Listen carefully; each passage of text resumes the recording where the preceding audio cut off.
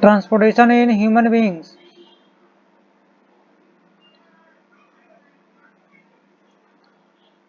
Blood एक connective tissue है, fluid connective tissue, यानी बॉडी में हमारे कई तरह के टिश्यू होते हैं। कनेक्टिव टिश्यू भी है। कनेक्टिव टिश्यू का मतलब होता है दो पार्ट को जोड़ने वाला।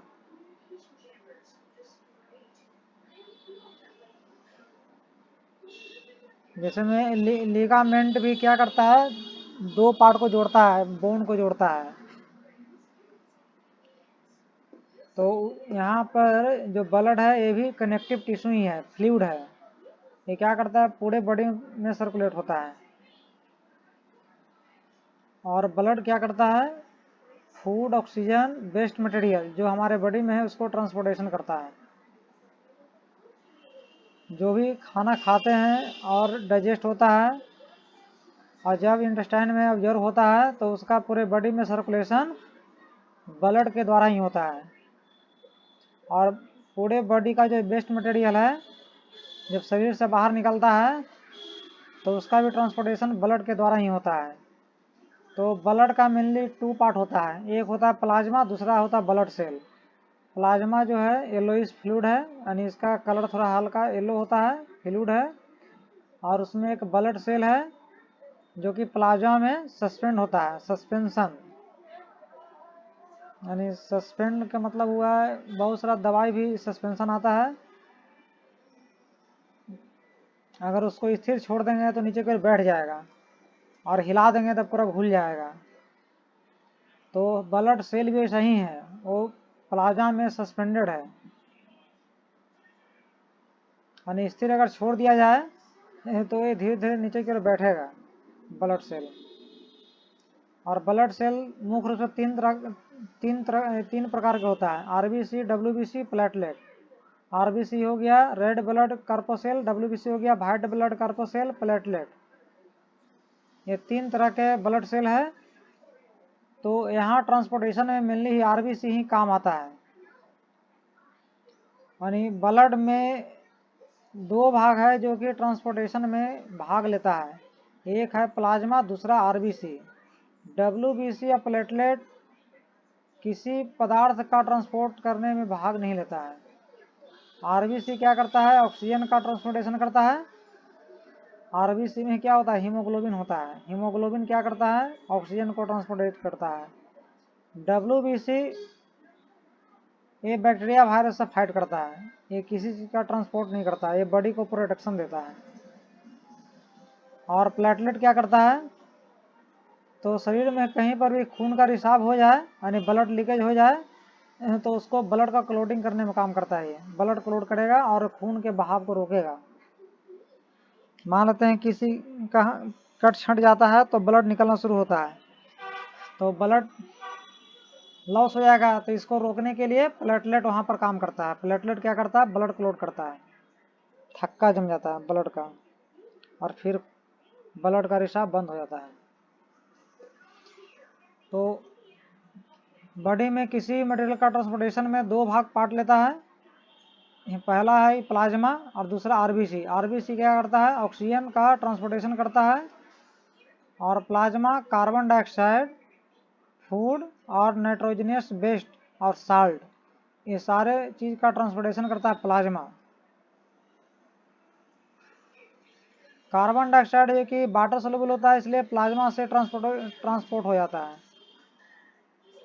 जबकि ऑक्सीजन वाटर सोल्यूबल उतना नहीं है, कम सोल्यूबल है, इसलिए उसको आरबीसी ट्रांसपोर्ट करता है। तो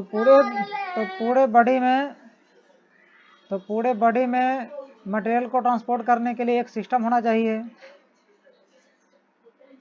ये सिस्टम जस्ट वैसा ही है जैसे में खेत को पटाने के लिए किसान मशीन यूज करता है, पीटर। खेत को पटाने के लिए किसान क्या करता है, एक पंप लगाता है। पंप क्या करता है, जमीन से पानी खींचता है और फिर पाइप के द्वारा पानी को खेत में भेजा जाता है। तो उसी तरह हमारे बॉडी में भी सिस्टम है, और ये सिस्टम है एक पंपिंग सिस्टम जो आता है, एक हार्ट है और ब्लड वेसल है। तो हार्ट जो हो गया वाटर पंप की तरह हो गया। जैसे वाटर पंप क्या करता है, जमीन से पानी खींचता है और उस पानी को क्या करता है, खेत में पहुंचाता है। उसी तरह ह्यूमन का जो हार्ट है वो ब्लड को क्या करता है, पंप करता है। और ब्लड वेसल क्या है, जस्ट लाइक ट्यूब है, यानी ट्यूब है, इसके द्वारा हो करके ब्लड पूरे बॉडी में सर्कुलेट होगा।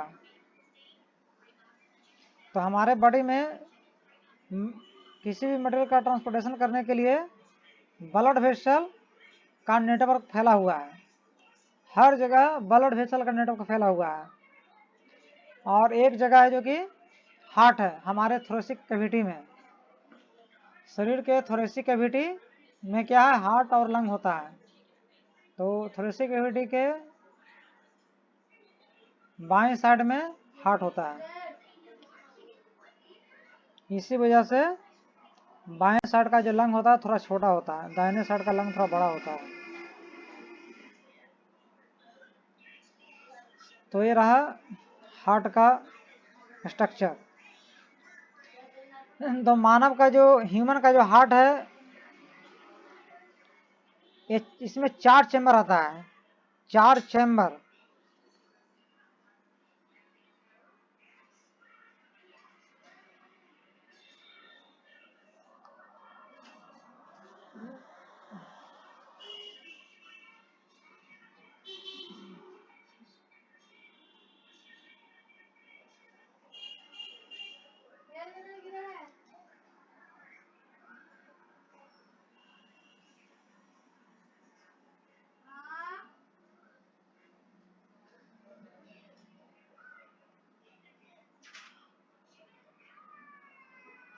और कितना है?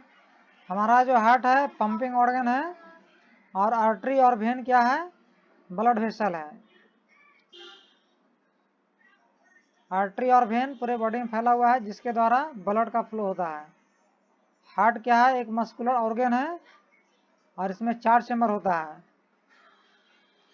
और ये 4 चैम्बर में यानी 2 आर्ट्रियम होता है और 2 वेंट्रिकल होता है।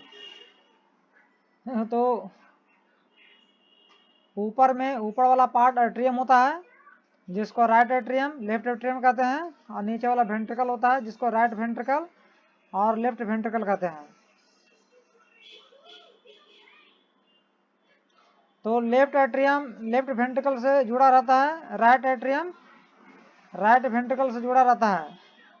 लेकिन हार्ट का राइट पार्ट और यानी राइट वाला चैम्बर और लेफ्ट वाला चैम्बर दोनों एकदम बिल्कुल अलग अलग होता है। ये दोनों में कोई कनेक्शन नहीं होता है। हार्ट का जो दाहिने हिस्से का जो चैम्बर है और जो बाएं हिस्से का चैम्बर है, वो दोनों बिल्कुल अलग अलग है। ये दोनों में कोई कनेक्शन नहीं है। जबकि लेफ्ट आर्ट्रियम से लेफ्ट वेंट्रिकल जुड़ा रहता है भाल्व के द्वारा। भाल्व इसलिए रहता है कि ब्लड को उल्टे डायरेक्शन में ब्लड का फ्लो उल्टे डायरेक्शन में नहीं हो, इसका प्रिवेंट करता है। यानी ब्लड का जो फ्लो होता है ओनली एक डायरेक्शन में होगा, यूनि डायरेक्शनल होता है, बाई डायरेक्शनल नहीं हो सकता है। ब्लड का जो भी फ्लो होगा एक डायरेक्शन में होगा, दो तरफा नहीं हो सकता। ये नहीं कि आगे गया फिर पीछे बैक मार दिया। उसको रोकने के लिए भाल्व होता है। जितने भी चैम्बर हैं या और किसी पार्ट से हार्ट जुड़ा हुआ है, वो सब जगह भाल्व होता है। भाल्व का एक ही काम है, अपोजिट डायरेक्शन में ब्लड फ्लो को रोकना। तो जो राइट वाला चैम्बर है और लेफ्ट वाला चैम्बर है, ये दोनों बिल्कुल अलग अलग होता है। और ये माने कि अलग होता है सेप्टम के द्वारा। यानी ये जो बीच में जो पार्ट है ना वाला, ये सेप्टम ही है। ये सेप्टम है जो कि हार्ट को दो अलग अलग पार्ट में अलग अलग भाग में बांटता है, दाहिने हिस्सा और बाएं हिस्सा, left part right part. Septum क्या करता है, हार्ट को दो भाग में बांटता है, राइट पार्ट में और लेफ्ट पार्ट में।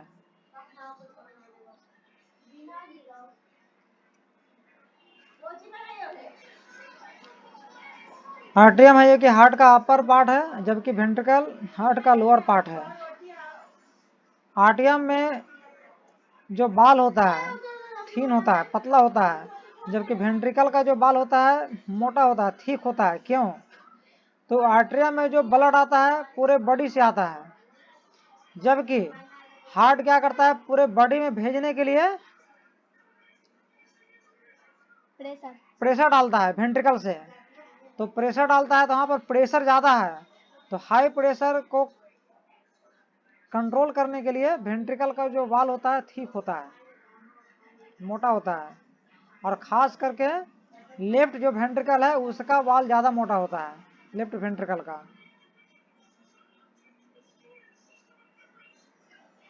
तो हार्ट का क्या देख रहे हैं, जो लेफ्ट एट्रियम है, लेफ्ट एट्रियम में ब्लड कहाँ से आता है, लंग से आता है। लंग से कैसा ब्लड आएगा, लंग से जो भी ब्लड आएगा ऑक्सीजनेटेड आएगा, यानी ऑक्सीजनेटेड का मतलब हुआ ऑक्सीजन रिच। लंग में जो ब्लड जाता है वहां पर ऑक्सीजनेटेड हो जाता है, यानी ऑक्सीजन से भरपूर हो जाता है, और वह ब्लड लेफ्ट एट्रियम में आता है पल्मोनरी वेन के द्वारा। पल्मोनरी, पल्मोनरी जो शब्द आया है लंग से आया है, तो जो वेन का नाम है पल्मोनरी वेन। तो जो ब्लड यानी जिस ब्लड वेसल के द्वारा ब्लड हार्ट में आता है उसको वेन कहते हैं, और जो भी ब्लड हार्ट से पूरे बॉडी में जाता है उसको कहते हैं आर्टरी कहते हैं। तो ये जो पल्मोनरी वेन है ना, पल्मोनरी वेन से लेफ्ट आर्टरी ब्लड आता है, और ये जो ब्लड होता है ऑक्सीजनेटेड ब्लड होता है, ऑक्सीजन रिच होता है। और जब लंग से जो ब्लड लेफ्ट आर्टरी में आ गया, ये ब्लड क्या होगा, पंप कर दिया जाएगा लेफ्ट वेंट्रिकल में, लेफ्ट वेंट्रिकल में पंप हो जाएगा लेफ्ट एट्रियम से। अब ये जो ब्लड लेफ्ट वेंट्रिकल में आया इसका पंप होगा पूरे बॉडी में अरोटा के द्वारा। तो ये है अरोटा, इसका भी बाल थोड़ा मोटा होता है, क्योंकि इसमें प्रेशर टॉलरेट करने की कैपेसिटी होना चाहिए। तो अरोटा में जो ब्लड जाता है वो ऑक्सीजनेटेड ब्लड जाता है, और पल्मोनरी वेन में जो ब्लड आ रहा है वो भी ऑक्सीजनेटेड है। जबकि हम कहते हैं कि वेन में जो ब्लड आता है डीऑक्सीजनेटेड होना चाहिए, लेकिन जो पल्मोनरी वेन है उसमें जो ब्लड आता है ऑक्सीजनेटेड आता है।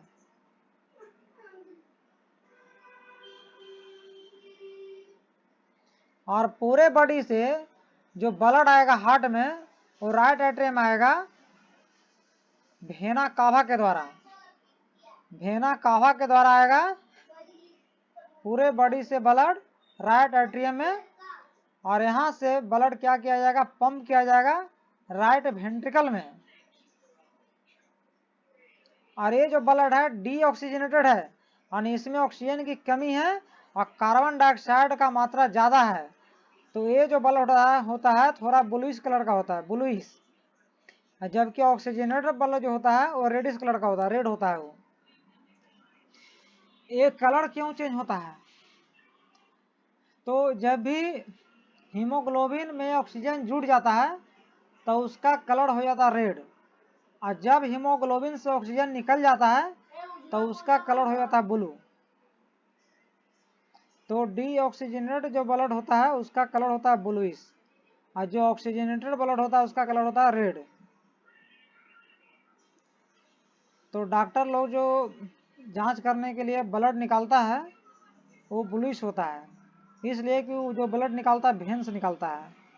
अब वेन में जो ब्लड होता है डीऑक्सीजनेटेड होता है, लेकिन जब हवा के संपर्क में आएगा तो उसका कलर रेड हो जाएगा।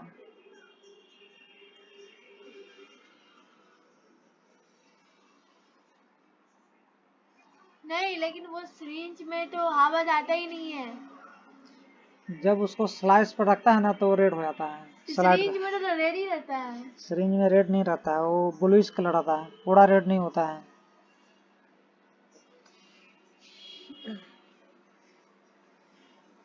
अब राइट वेंट्रिकल से ब्लड कहाँ जाएगा, राइट वेंट्रिकल से ब्लड जाएगा लंग में। कैसे जाएगा, पल्मोनरी आर्टरी के द्वारा। देखो पल्मोनरी आर्टरी में जो ब्लड फ्लो हो रहा है डीऑक्सीजनेटेड है। पल्मोनरी आर्टरी में जो ब्लड फ्लो होने वाला है वो डीऑक्सीजनेटेड है, और ये पल्मोनरी आर्टरी के द्वारा जो ब्लड लंग में गया डीऑक्सीजनेटेड, लंग में जाकर के क्या करता है, वहां पर गैस का एक्सचेंज होता है, कार्बन डाइऑक्साइड निकल जाता है और ऑक्सीजन आ जाता है, और ये चक्र चलते रहता है।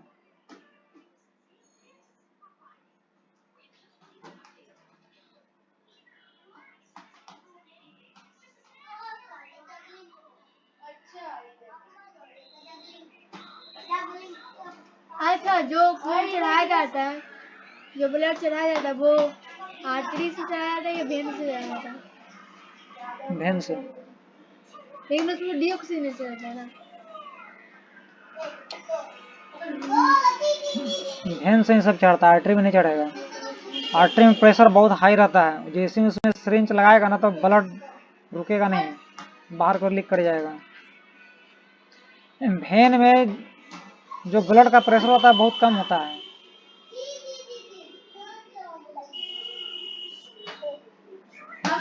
तो हार्ट का किया, ब्लड को पंप कर दिया। अगर गलती से डॉक्टर आर्टरी में सिरिंज लगा दिए तो? अब जो ब्लड पंप हुआ तो सबसे पहला जो लेफ्ट वेंट्रिकल से ब्लड गया अरोटा में, अरोटा थोड़ा मोटा होता है, अरोटा आगे जा करके डिवाइड हो जाएगा ब्रांच में, यानी पतले पतले ट्यूब में डिवाइड हो जाएगा। तो इस तरह पूरे बॉडी में जब ये ब्लड वेसल फैलता है, जितने आगे बढ़ता है ये पतला होते जाता है, इतना पतला होता है कि पतला होते होते इसका जो लार्जेस्ट स्मॉलेस्ट जो पार्ट होता है उसको कहते हैं कैपिलरी। कैपिलरी ब्लड वेसल का ऐसा पार्ट है जहां पर ऑर्गन से और ब्लड में दोनों में जो एक्सचेंज होते रहता है, यानी जो भी ऑर्गन है अगर उसको मटेरियल चाहिए, फूड चाहिए, ऑक्सीजन चाहिए, जो भी मटेरियल चाहिए, उसका एक्सचेंज कैपिलरी के द्वारा होगा, आर्टरी के द्वारा नहीं हो सकता है। कैपिलरी ही एक ऐसा ब्लड वेसल है स्मॉलेस्ट जिससे कि ऑर्गन में फूड मटेरियल का ट्रांसपोर्टेशन होता है, एक्सचेंज होता है, फूड है या गैस का या वाटर लिक्विड जो भी है, सारी चीज का एक्सचेंज इसी कैपिलरी के द्वारा ही होता है।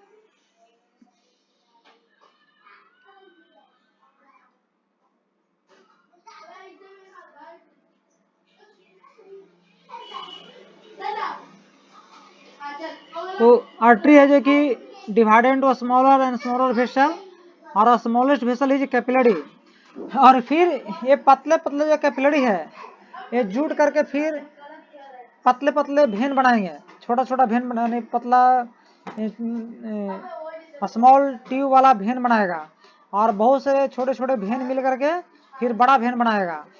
और जब ये भेन हार्ट में पहुंचता है तो मोटा हो जाता है, इसको कहते हैं भेना कावा कहते हैं इसको। यानी हार्ट में जब भेन पहुंचता है वो बहुत ठीक हो, बहुत माने उसका नली चौड़ा होता है, उसको कहते हैं भेना कावा। यहाँ तो भैया डायग्राम में समझो, यहाँ पर यहाँ से आर्टरी के द्वारा ब्लड पूरे बॉडी में फैल रहा है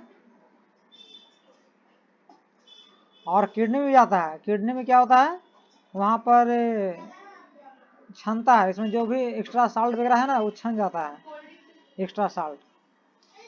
और यहाँ तो ये कैपिलरी बॉडी किडनी में चले गया तो फिर से ब्रेन में क्यों जाता सप्लाई होने के लिए?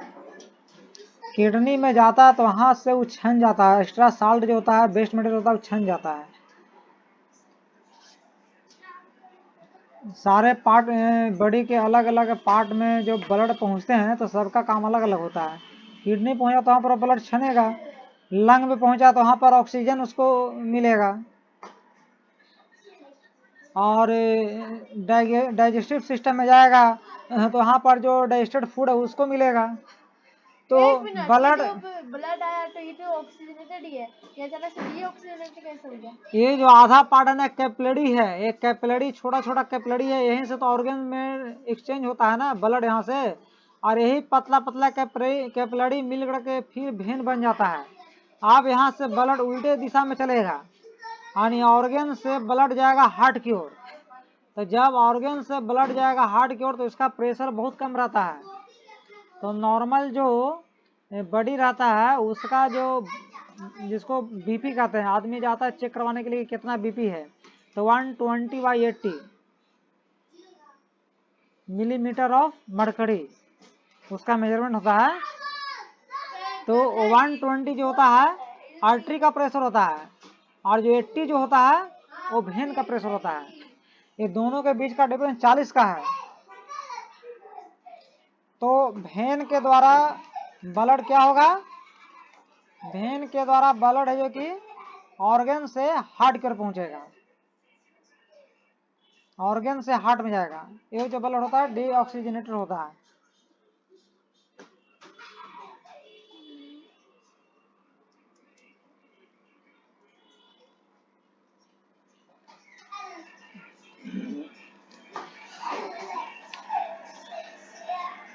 जिस वेन के द्वारा ब्लड वेंट्रिकल में जा रहा है उसमें प्रेशर लो है, नहीं वेंट्रिकल आर्टरी में जा रहा है तो प्रेशर लो है, और जो डीऑक्सीजनेटेड ब्लड वेंट्रिकल से लंग की ओर जा रहा है उसमें प्रेशर हाई है। जब भी ब्लड हार्ट पंप करेगा तो वहां प्रेशर बनेगा। तो राइट वेंट्रिकल से लंग में जो ब्लड जाता है उसमें प्रेशर हाई होता है, और जबकि लंग से जो ब्लड हार्ट की ओर आ रहा है उसमें प्रेशर लो होता है। लो क्यों होता है? हार्ट तो पंप किया ना, तो जब पंप किया तो वहां तो प्रेशर बढ़ जाएगा, और आगे जाएगा तो क्या होगा, वो तो फिर से बढ़ जाता है, डिस्ट्रीब्यूट होता है। तो वो डिस्ट्रीब्यूट होते होते क्या होता है, सब प्रेशर डाउन हो जाता है।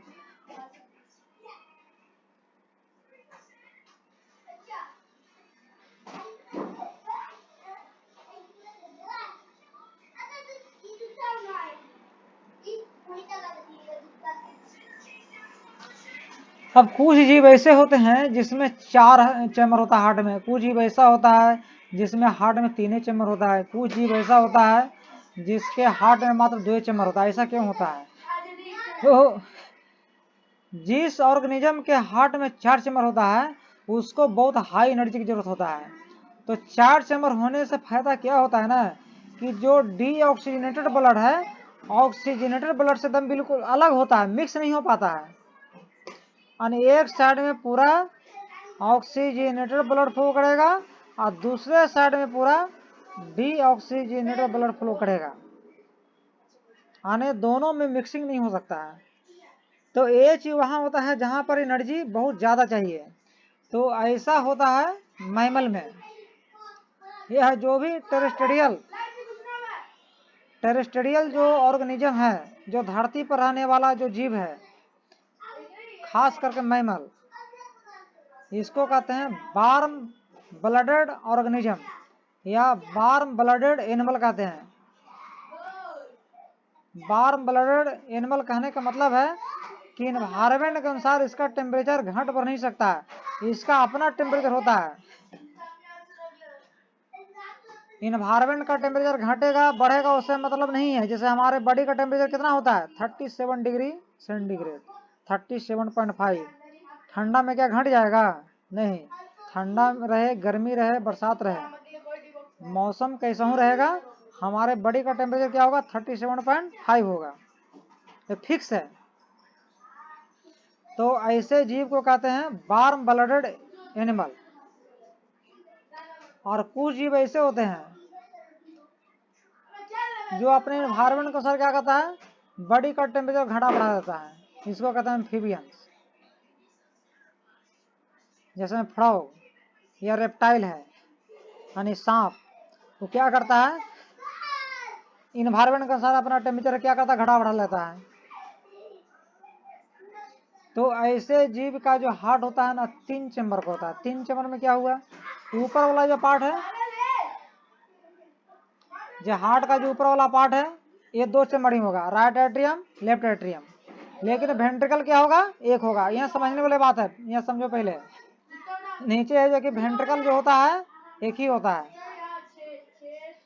तो अगर वेंट्रिकल एक होगा तो इससे क्या होगा, तो लेफ्ट एट्रियम से जो ब्लड आ रहा है ऑक्सीजनेटेड आ रहा है, इसमें आ गया वेंट्रिकल में, और पूरे बॉडी से जो डीऑक्सीजनेटेड ब्लड आ रहा है राइट एट्रियम में, वो भी आ गया वेंट्रिकल में। तो ये वेंट्रिकल में क्या हुआ, ऑक्सीजनेटेड ब्लड और डीऑक्सीजनेटेड ब्लड दोनों आके मिक्स हो गया, यानी पूरी तरह ना तो ऑक्सीजनेटेड रहा और ना डीऑक्सीजनेटेड रहा।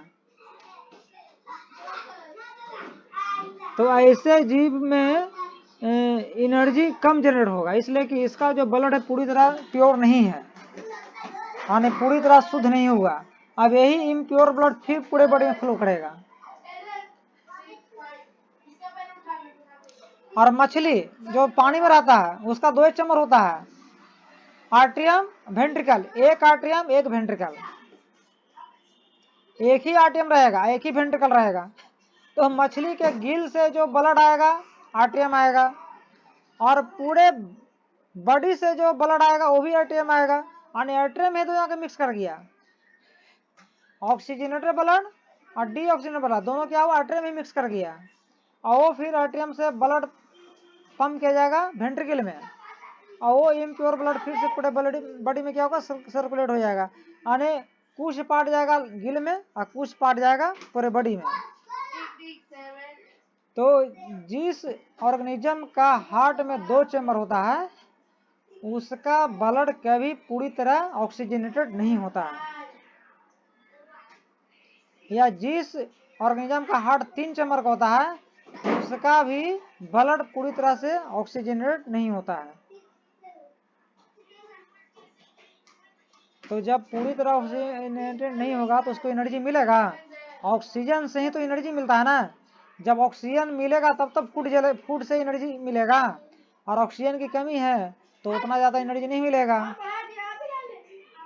तो ऐसे जीव को एनर्जी की कम जरूरत पड़ता है, यानी जिस ऑर्गेनिज्म में हार्ट है कि दो चैम्बर का होता है या तीन चैम्बर का होता है उसको कम एनर्जी की जरूरत पड़ता है, यानी कम एनर्जी में वो जीवित रह सकता है, और वो अपने बॉडी का टेम्परेचर क्या करता है, एनवायरनमेंट के अनुसार घटा या बढ़ा सकता है।